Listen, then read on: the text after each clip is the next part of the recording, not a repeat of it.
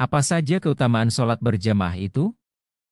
Banyak keutamaan sholat berjamaah menurut sunnah Rasulullah Shallallahu Alaihi Wasallam. Berikut ini beberapa keutamaan tersebut. 1. Lipat ganda amal. Sebagaimana yang dinyatakan dalam hadis dari Ibnu Umar, sesungguhnya Rasulullah Shallallahu Alaihi Wasallam bersabda, sholat berjamaah lebih baik daripada sholat sendirian sebanyak 27 tingkatan. Hadis riwayat Muslim. 2. Allah menjaga orang yang melaksanakan sholat berjamaah dari setan. Rasulullah bersabda, sesungguhnya setan itu bagi manusia seperti serigala bagi kambing. Serigala menangkap kambing yang memisahkan diri dari gerombolannya dan kambing yang menyendiri. Maka janganlah kamu memisahkan diri dari jamaah, hendaklah kamu berjamaah bersama orang banyak dan senantiasa memakmurkan masjid. Hadis riwayat Ahmad bin Hanbal. Dalam hadis riwayat Abu Darda, disebutkan, ada 3 orang yang berada di suatu kampung atau perkampungan Baduy, tidak dilaksanakan sholat berjamaah, maka sungguh setan telah menguasai mereka. Maka laksanakan sholat berjamaah, karena sesungguhnya serigala hanya memakan kambing yang memisahkan diri dari jamaah. Hadis riwayat Abu Daud. 3. Keutamaan sholat berjamaah semakin bertambah dengan banyaknya jumlah orang yang sholat. Berdasarkan hadits dari Ubay bin Ka'ab, Rasulullah Shallallahu Alaihi Wasallam bersabda, sesungguhnya sholat seseorang dengan 1 orang lebih utama daripada sholat sendirian. Sholat seseorang bersama 2 orang lebih utama daripada syalatnya bersama 1 orang. Jika lebih banyak, maka lebih dicintai Allah. Hadis riwayat Abu Daud. 4. Dijauhkan dari azab neraka dan dijauhkan dari sifat munafik, bagi orang yang melaksanakan sholat selama 40 hari secara berjamaah tanpa ketinggalan takbiratul ihram bersama imam. Berdasarkan hadits Anas bin Malik, Rasulullah Shallallahu Alaihi Wasallam bersabda, siapa yang melaksanakan sholat karena Allah selama 40 hari berjamaah, ia mendapatkan takbiratul ihram. Maka dituliskan baginya dijauhkan dari 2 perkara, dari neraka dan dijauhkan dari kemunafikan. Hadis riwayat At-Tirmidzi. Dalam hadis ini terdapat keutamaan ikhlas dalam sholat, karena Rasulullah Shallallahu Alaihi Wasallam mengatakan, siapa yang melaksanakan sholat karena Allah. Artinya tulus ikhlas hanya karena Allah semata. Makna dijauhkan dari kemunafikan dan azab neraka adalah, dilepaskan dan diselamatkan dari kedua perkara tersebut. Dijauhkan dari kemunafikan, artinya, selama di dunia ia diberi jaminan tidak melakukan perbuatan orang munafik dan selalu diberi taufik oleh Allah untuk selalu berbuat ikhlas karena Allah. Maka di akhirat kelak ia diberi jaminan dari azab yang menimpa orang munafik.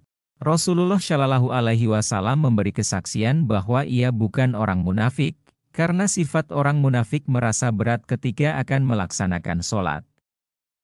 5. Siapa yang melaksanakan sholat subuh berjamaah, maka ia berada dalam lindungan Allah hingga petang hari, berdasarkan hadis riwayat Jundub bin Abdillah. Rasulullah Shallallahu Alaihi Wasallam bersabda, siapa yang melaksanakan sholat subuh berjamaah, maka ia berada dalam lindungan Allah. Hadis riwayat Muslim.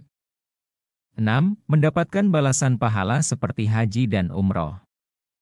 Berdasarkan hadis riwayat Anas bin Malik, Rasulullah Shallallahu Alaihi Wasallam bersabda, siapa yang melaksanakan sholat subuh berjamaah, kemudian ia duduk berzikir hingga terbit matahari, kemudian ia melaksanakan sholat 2 rakaat, maka ia mendapatkan balasan pahala seperti haji dan umroh. Kemudian Rasulullah Shallallahu Alaihi Wasallam mengatakan, sempurna, sempurna, sempurna. Hadis riwayat At-Tirmidzi. 7. Balasan sholat lisya dan sholat subuh berjamaah. Berdasarkan hadis riwayat Utsman bin Affan, Rasulullah Shallallahu Alaihi Wasallam bersabda, siapa yang melaksanakan sholat lisya berjamaah, maka seakan-akan ia telah melaksanakan qiyamul lail setengah malam.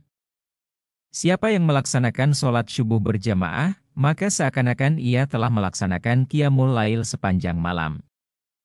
Hadis riwayat Muslim. 8. Malaikat berkumpul pada sholat syubuh dan sholat asyar. Berdasarkan hadis riwayat Abu Hurairah, Rasulullah Shallallahu Alaihi Wasallam bersabda, malaikat malam dan malaikat siang saling bergantian, mereka berkumpul pada sholat syubuh dan sholat asyar.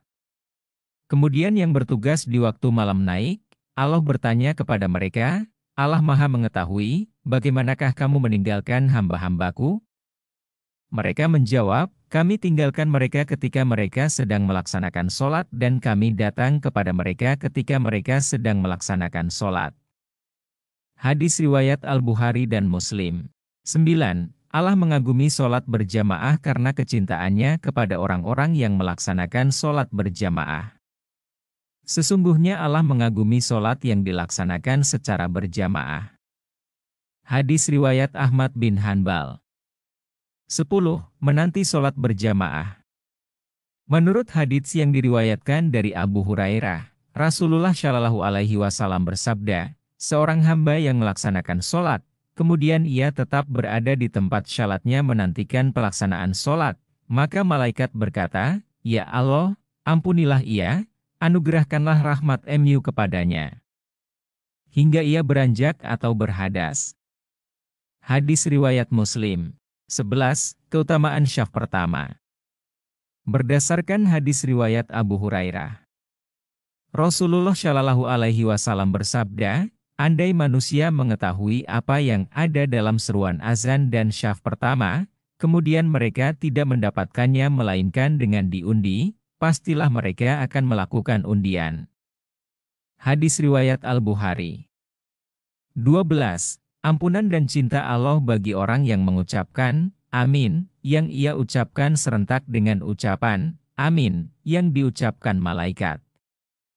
Berdasarkan hadits Abu Hurairah, Rasulullah Shallallahu Alaihi Wasallam bersabda, apabila imam mengucapkan, amin, maka ucapkanlah, amin.